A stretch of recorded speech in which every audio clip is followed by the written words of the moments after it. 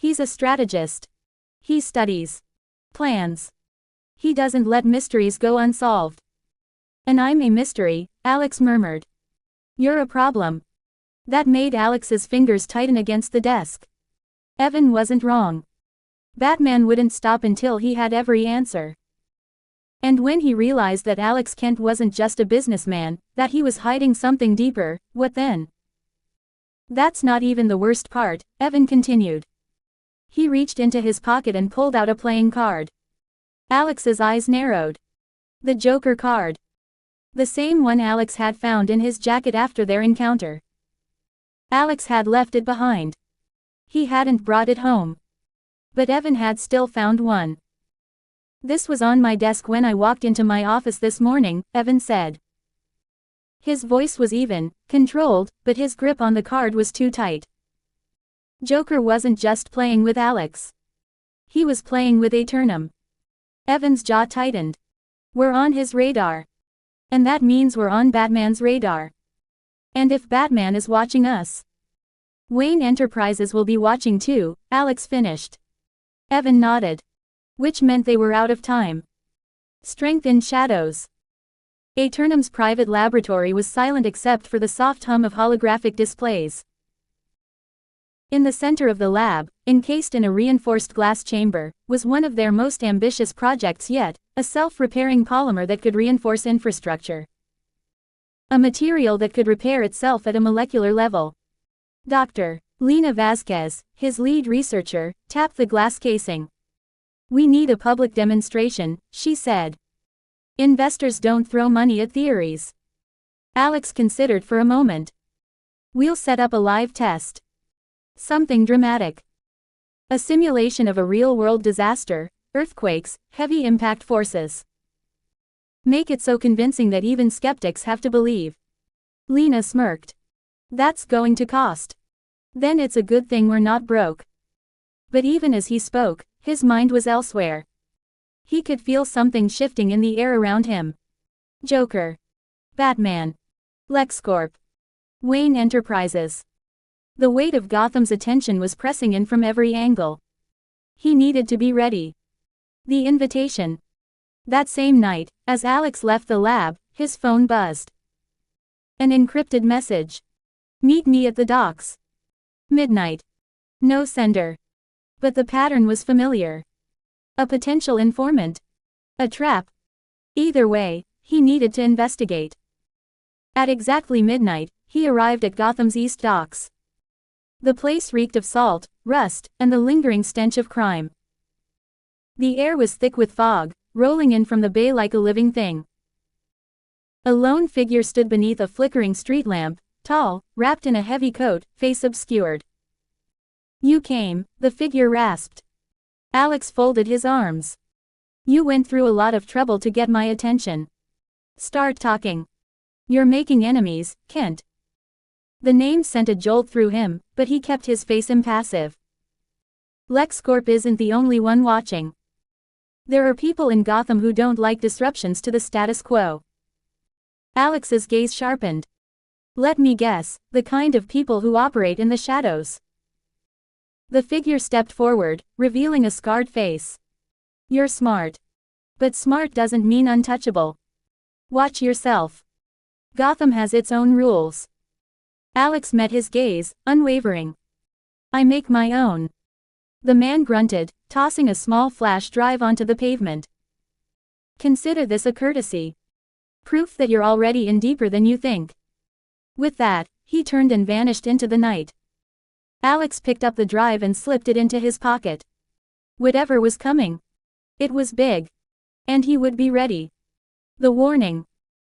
Back at Eternum Industries, Alex and Evan plugged the flash drive into a secured, offline terminal. Encrypted files filled the screen, schematics, blueprints, surveillance footage. Someone had been tracking him. Images flickered, his movements in Gotham, his meetings with investors, his encounter with Joker. But it was the symbol that stopped him cold. Hidden in the metadata of one of the encrypted files. A circle with an eye in the center. Evan inhaled sharply. This is the same symbol that was on that card, he muttered.